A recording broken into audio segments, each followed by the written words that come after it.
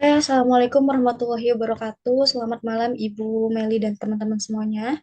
Perkenalkan kami dari kelompok satu. Di sini kami akan mempresentasikan analisis kelayakan strategi bisnis, tugas studi kelayakan bisnis. Dalam tugas ini kami berperan sebagai tim konsultan Mana yang siap? Mbak Endah siap aja mana? Mbak Endah oke. Erlangga mana? Erlangga, Hadir nggak? Erlangga tadi ada Bu. Dia hadir ya? On Belum. cam tuh. Yuk, yuk, yuk. Saya Hmm, mau foto nih kalian. Mbak Siti? share screen Bu. Oh, Hadir yang Bu. yang screen. Oke. Mbak Maulinda ada ya? Oke. Mbak Cantika? Ada Hesa? Hai Mbak Hesa. Iya, Iya, hadir Bu. yuk. Kenapa kelihatannya cuma alisnya doang? Hmm. Ini teknik presentasi loh teman-teman ya. Saya juga melihat bagaimana slide-nya dan juga penyampaian pada saat presentasinya. Dan terakhir Mbak Ria ya. Silakan dilanjut Mbak Nah. Dalam tugas ini, kami berperan sebagai tim konsultan yang membantu seorang investor untuk menentukan usaha mana yang akan kami layak untuk mendapatkan dana investasi sebesar 500 juta. Ibu. Lalu untuk menentukan pilihan tersebut, kami membandingkan tiga alternatif usaha, yaitu yang pertama coffee shop, yang kedua laundry, dan juga pedal club. Lalu pada presentasi ini, kami akan menjelaskan alasan kenapa memilih top one laundry. Adapun beberapa tugas yang saya bagikan kepada teman-teman semuanya, yang analisis pasar dan pemasaran akan dijelaskan oleh Kak Erlangga. Adapun analisis operasional dan sumber daya manusia akan dijelaskan oleh Kak Halimah. Lalu analisis keuangan akan dijelaskan oleh Kak Cantika dan juga Kak Hesa. Analisis hukum dan risiko akan dijelaskan oleh Kak Maulinda dan eh, kesimpulan dan matriksnya akan dijelaskan oleh saya dan juga Karya. Oke, untuk Kak Erlangga boleh di, dipresentasikan. Oke, dibantu Kak Halimah. Next.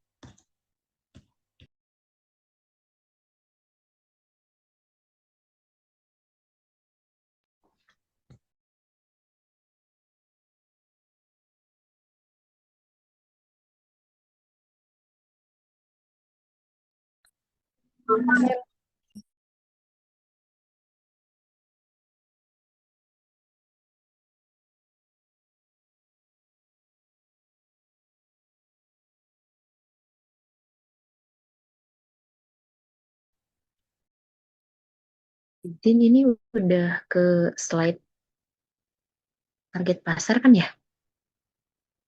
Kak, Kak Erlangga, apa? Uh,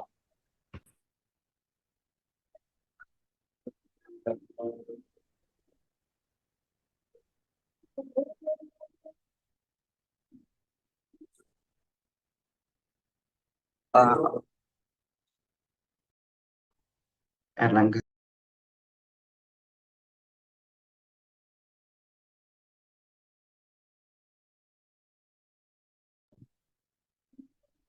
Assalamualaikum, dengan saya Erlangga. Di sini saya akan menjelaskan tentang eh, pasar dan pemasaran di bagian coffee shop. Nah, untuk analisa pasarnya, untuk coffee shop itu eh, untuk pekerja yang dari kafe dan untuk gaya untuk target areanya itu kita utamakan kampus dan perkantoran. Untuk strategi pemasarannya, kita ada offline dan online. Untuk offline kita ada di grand opening. Untuk di grand opening kita dimaksimalkan supaya si pelanggannya itu mendapatkan first impression yang bagus. Nah, terus kita juga mengadakan diskonan yang rutin, ditambah ada live musik juga di kala itu ada di weekend, terus ada loyalty card. Terus untuk pemasarannya online, kita melalui sosial media dari Instagram, TikTok, Google Business, dan influencer. Untuk target konsumen, kita menargetkan untuk usia 17 sampai 40 tahun, kalangan mahasiswa, pekerja, dan komunitas. Untuk analisa SWOT-nya, untuk strength, produk beragam, margin baik, untuk weakness, persaingannya tinggi, dan butuh SDM yang terampil. Untuk opportunity-nya, teknologi lokal, layanan online, dan komunitas. Untuk threat-nya, perubahan daya beli, dan kompetitor baru. Sekian dari bagian dari pasar pemasarannya. Yuk lanjut yuk.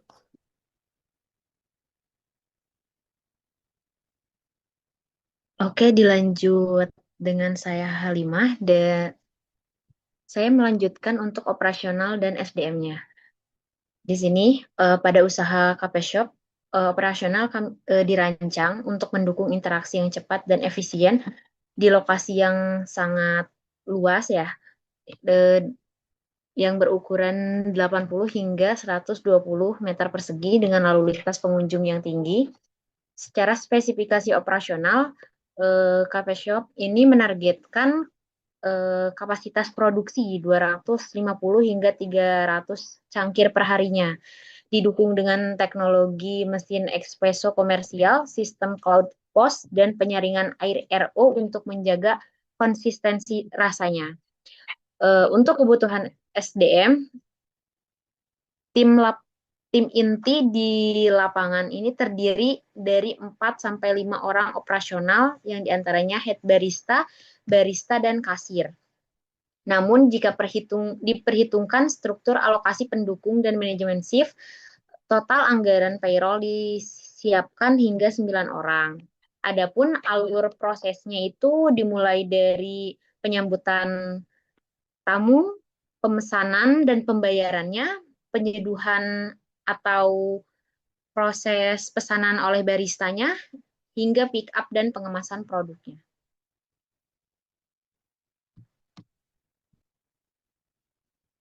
Dilanjutkan. Baik, dilanjutkan oleh saya Mona Kurniasari. Di sini ada legalitas, lingkungan, dan risiko dari UMKM Coffee Shop, di mana ada aspek hukumnya yaitu KBLI 5630 Toko Kopi via sertifikat halal, BPPH, dan SPP lingkungan hak UILE. Jadi sedampak tingginya sampah plastik di konsumsi tinggi, kebersihan, penggunaan plastik atau cup, sedotan, dan lain-lain. Selain itu, ampas kopi dalam jumlah besar jika dibuang sembarangan akan memperhambat lingkungan. Dan dari risiko dan mitigasinya itu, yang pertama ada persaingan ketat. Mitigasinya melalui spesies coffee dan niche branding, dan tingginya tingkat adopsi tren pasar cepat jenuh.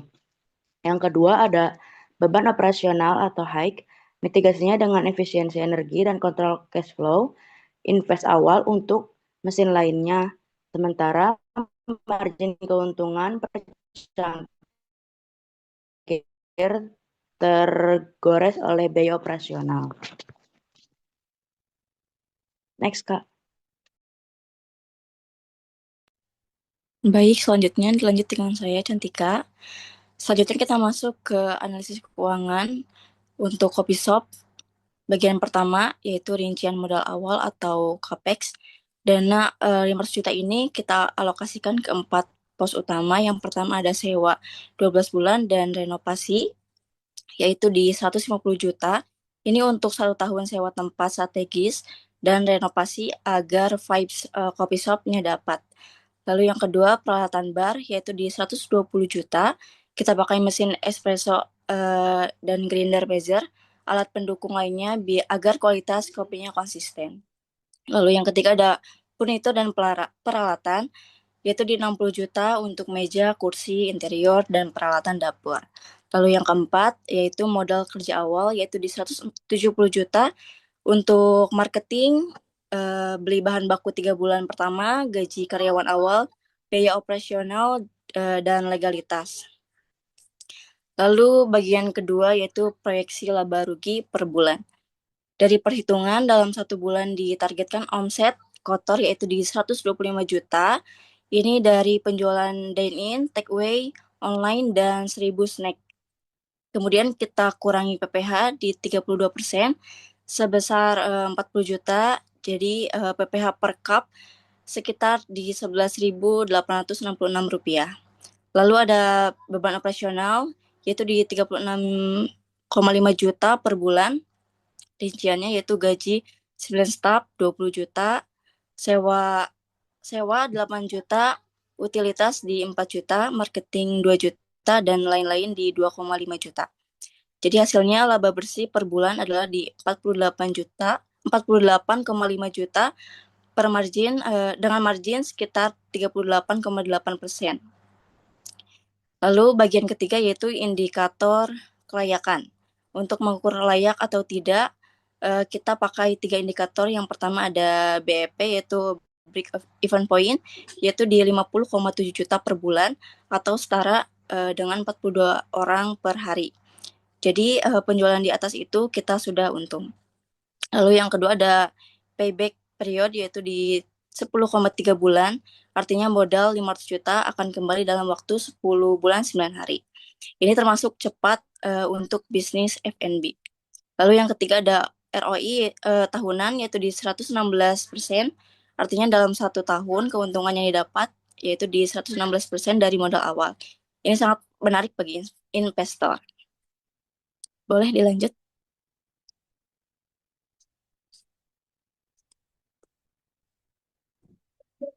Dilanjut lagi dengan saya Erlangga untuk laundry, pasar dan pemasarannya. Untuk analisa pasar kita kebutuhan rutin masyarakat sama mahasiswa dan keluarga.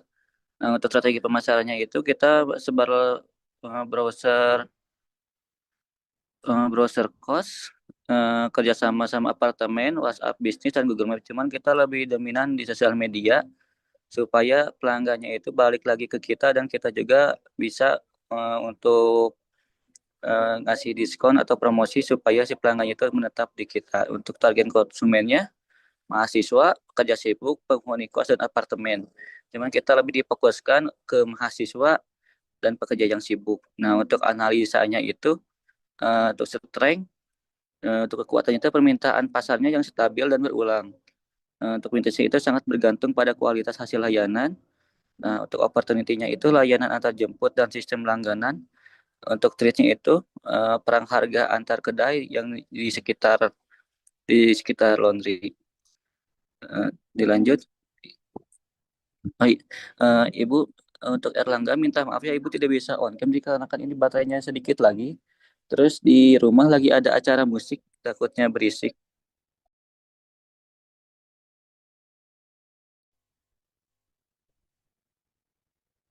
Oke, dilanjut dengan saya Halimah dari bagian operasional dan SDM-nya. Untuk bisnis laundry ini operasionalnya difokuskan di area pemukiman warga dengan luas ruko 50 hingga 80 meter persegi yang ditunjang dengan pasokan air yang melimpah dan listrik yang memadai. Dari spesifikasi dan teknologi, laundry menggunakan 8 unit mesin komersial berkapasitas totalnya 3.500 load per bulan. Layanan ini dibagi menjadi porsi self-service berbasis koin atau iot dan drop-off yang dilengkapi sistem water softener agar kualitas cucian tetap terjaga.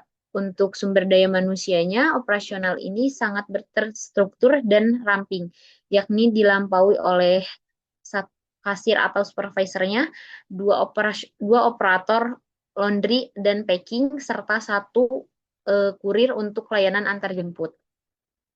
Di sini ada alur operasinya, mulai dari drop off, penimbangan, ya terus penanganan, cuci dan kering, setrika dan pelipatan, pengepak packingan, hingga siap diambil atau dikirim kepada pelanggan.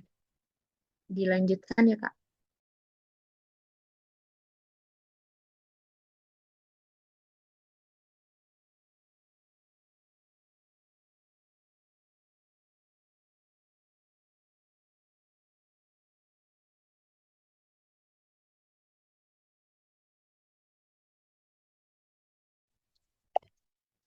Baik, di sini ada laundry di bagian legalitas lingkungan dan risiko. Mengantongi KBLI atau ada 3 operasional. Dari segi dampak lingkungannya ada limbah deterjen atau kimia, surofakton, eksploitasi air, tanah, dan buangan panas bau dari dryer, dan berdampak bagi lingkungannya, yaitu air bekas cucian mengandung kimia yang jika dibuang langsung ke saluran air atau sumur resapan dapat mencemari lingkungan. Dari risiko dan mitigasinya, pertama ada baju atau kerusakan, mitigasi via SOP, tanggung ketat, dan pencatatan digital. Konflik utama dengan pelanggan yang berujung pada tuntutan ganti rugi. Yang kedua ada perang harga atau mitigasi via value added service dari antar jemput, gratis, volume preview itu dapat merusak margin keuntungan. Lanjut Kak. Baik, selanjutnya analisis keuangan laundry. Yang tersebar ada di poin pertama yaitu rincian modal awal atau CAPEX. Yang tersebar ada di pembelian 8 mesin cuci, 8 dryer, dan koin sistem sebesar 300 juta rupiah. Kemudian sewa 12 bulan dan renovasi atau plumbing sebesar 110 juta. Lalu marketing, stok bahan baku, pos, gaji, dan legal sebesar 60 juta. Yang terakhir furnitur dan peralatan penunjang sebesar 30 juta rupiah. Totalnya yaitu 500 juta. Lalu poin kedua, proyeksi laba rugi per bulan. Dari target kami, omset kotor per bulan 100 juta rupiah. Ini dari dua sumber yaitu service 2.900, load dan drop off 600 paket. Kemudian kita kurangi HPP bahan baku di 18,2%, yaitu di 17.500.000 rupiah untuk deterjen, softener, gas, LPG, dan plastik. Lalu ada beban operasional yaitu di 27.500.000 rupiah per bulan, rinciannya gaji 6 juta rupiah, sewa 6,5 juta, utilitas di 10,5 juta, marketing 2,5 juta, dan maintenance di 2 juta. Hasil akhir laba bersih per bulan di 55 juta dengan margin 55%. Lalu poin ketiga yaitu indikator kelayakan. Untuk mengukur layak tidaknya, kita pakai 3 indikator. Yang pertama ada break even point, yaitu di 33,3 juta per bulan atau setara dengan 40 lot per hari. Artinya kalau penjualan di atas 40 lot per hari kita sudah untung. Lalu payback periode yaitu di 9,9 bulan atau 9 bulan, artinya modal 500 juta akan kembali kurang lebih dari 1 tahun. Lalu yang ketiga ada ROI tahunan di 132%, artinya dalam 1 tahun keuntungan kita di 132% dari modal awal. Boleh dilanjut?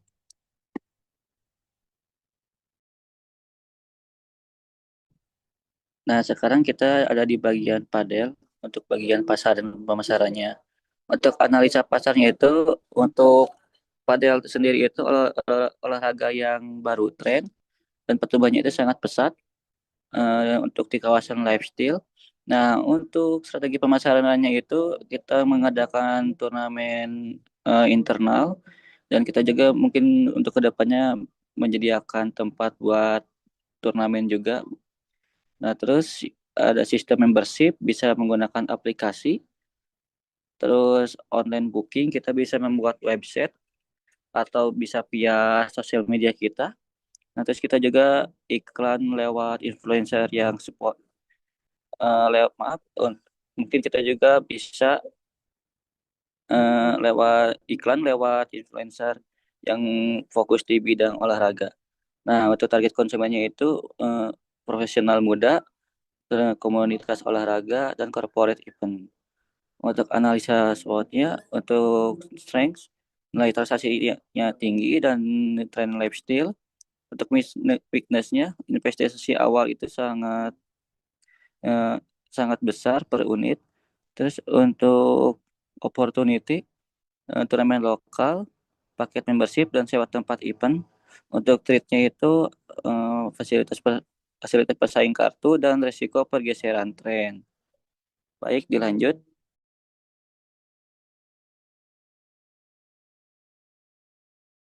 Oke, baik, dilanjut dengan saya lagi ya, dengan saya Halimah di bagian operasional dan SDM-nya. Pada bisnis pedal ini, operasional menitik beratkan pada kenyamanan customer experience dan keandalan fasilitasnya. Pedal ini menggunakan lahan outdoor seluas 600 sampai 1.000 meter persegi dengan menggunakan spesifikasi tinggi karpet rumput, sintesis standar VIV, kaca tempered 10 mm, dan pencahayaan LED 600 lux untuk permainan malam. Terus dilanjutkan kebutuhan SDM-nya itu bisnis ini dikelola oleh satu manajer operasional, 2 operator kasir dan maintenance, 2 barista atau FMB itu opsional saja. Dan terakhir itu ada cleaning service. Selanjutnya itu ada alur proses operasionalnya yang diawali dengan booking online via aplikasi dan check-in di resepsionisnya, penyewaan alat jika memang tidak membawa dari rumah, jalannya permainan, hingga integrasi pemesanan FMB dan penyelesaian pembayaran di kasir. Dilanjutkan.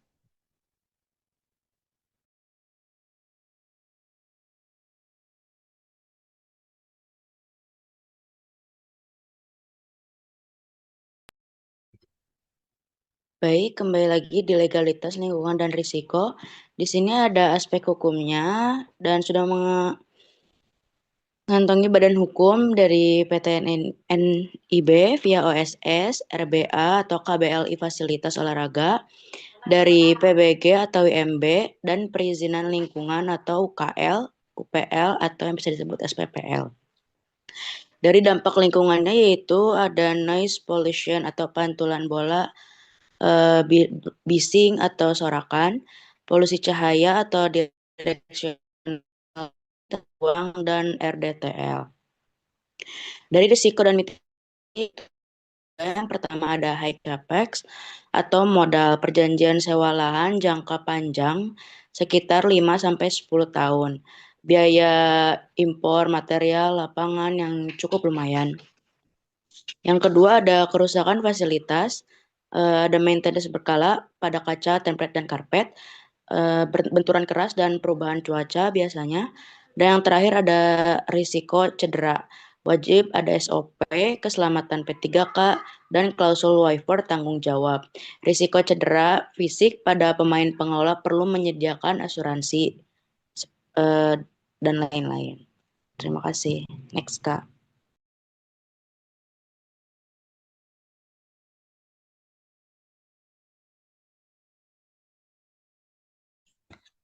Oke, Kak Hesa. Ya, selanjutnya dilanjutin dengan saya, Hesa Satifah, yaitu analisis keuangan pedal dengan modal 500 juta. Yang pertama itu dialokasikan ke rincian modal awal atau CAPEX. Yang pertama itu ada konstruksi lapangan outdoor dengan kaca temper 10 mm, rumput sintetis, dan pondasi itu 350 juta. Yang kedua itu ada penerangan dan LED sports lighting dengan 600 lux yaitu 35 juta. Yang ketiga itu ada kontainer, kasir, pro shop mini, dan toilet dan shower itu 65 juta. Yang keempat itu ada stok raket atau bola, pos, branding, legal, dan cash reserve yaitu 50 juta. Selanjutnya proyeksi laba rugi per bulan itu omset kotor kita 65 juta untuk sewa lapangan 230 jam dikali 250.000 sewa alat dan F&B. Yang kedua itu ada beban operasional atau OPEX, yaitu 15 juta untuk utilitas seperti utilitas 3,5 juta, gaji 2 staff 6 juta, maintenance 2,5 juta, marketing 2 juta, dan sistem 1 juta. Untuk laba bersih kita itu ada di 50 juta per bulan. Dengan margin 76,9%. Dan untuk indikator kelayakan dengan break-even point okupansi 15 juta per bulan, yaitu 60 jam per bulan atau 12,5% okupansi. Untuk payback period, modal 500 juta akan kembali dalam waktu 10 bulan. Dan untuk ROI tahunannya 120%.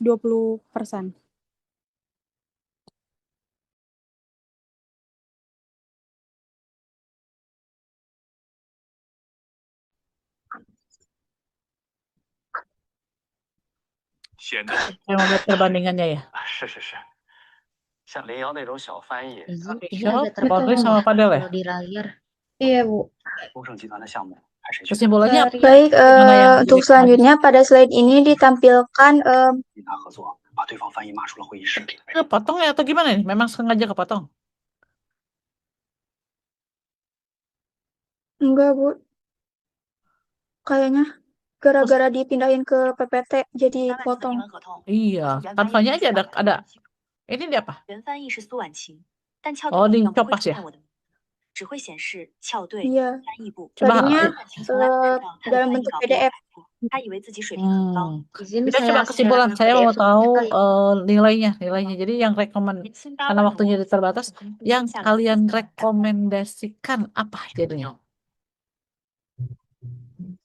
Langsung ke bagian kesimpulan aja, Ri. Nah, Ya, betul. Sama nah kok potong berdasarkan juga. hasil penilaian. Potong juga ya? Nggak ada si padelnya itu ya? Nah, Lima boleh yang PDF-nya aja nggak ya? Nggak di PPT juga, tapi misalnya apa namanya? Adalah yang lengkap ya. Jadi saya mau lihat perbandingannya.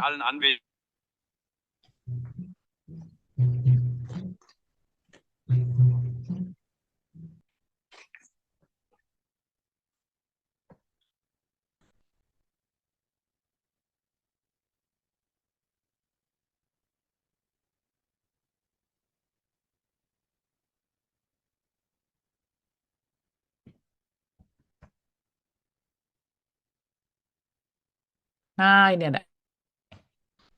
Tip ini diterangkan aja.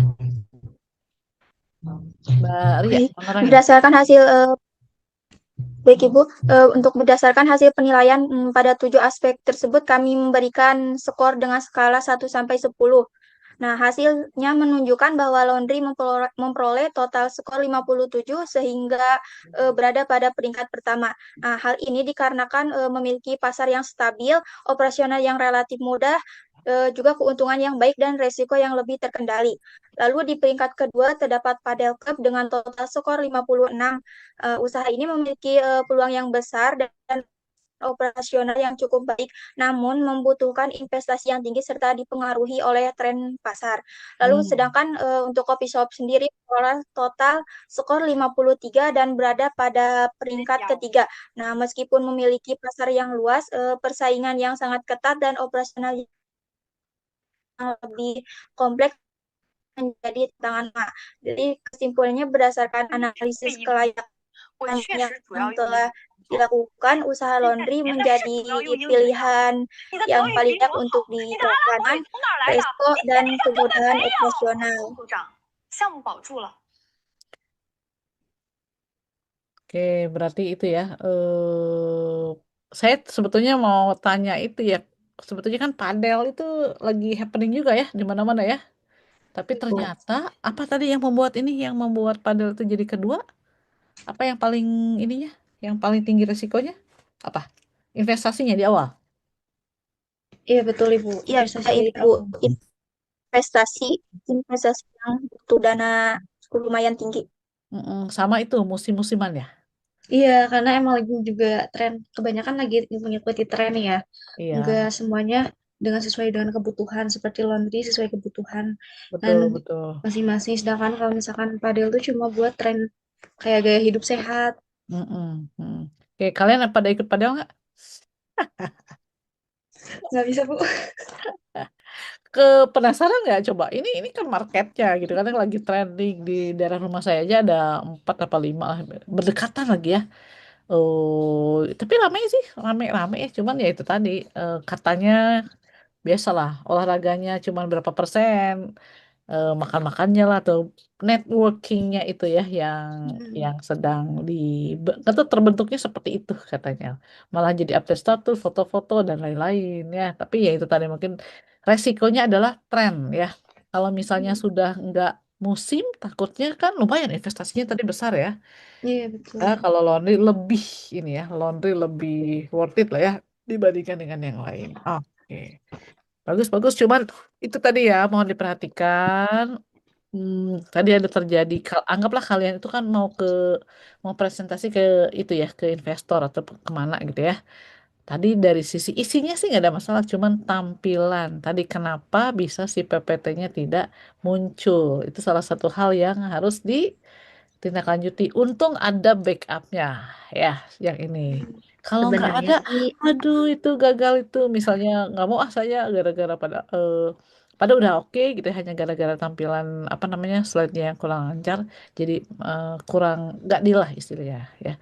Lebih well prepare lagi, apakah mungkin jaringan atau apa ya itu jadi perhatian kita ya.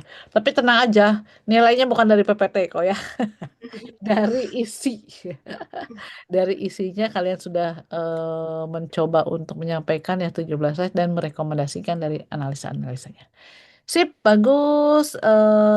Untuk kelompok tiga, satu ya, ditutup udah. Iya. Oke, teman-teman, sekian presentasi dari kelompok 1. Assalamualaikum warahmatullahi wabarakatuh. Waalaikumsalam warahmatullahi wabarakatuh. Satu lagi ya teman-teman ya, sabar ya, dikit lagi ya, biar kita beres tuh ya. Satu lagi kelompok 4. 4, silakan. Kelompok 4. Kita berikan plus dulu dong untuk kelompok 4 ya. Cus. Dipimpin oleh Mbak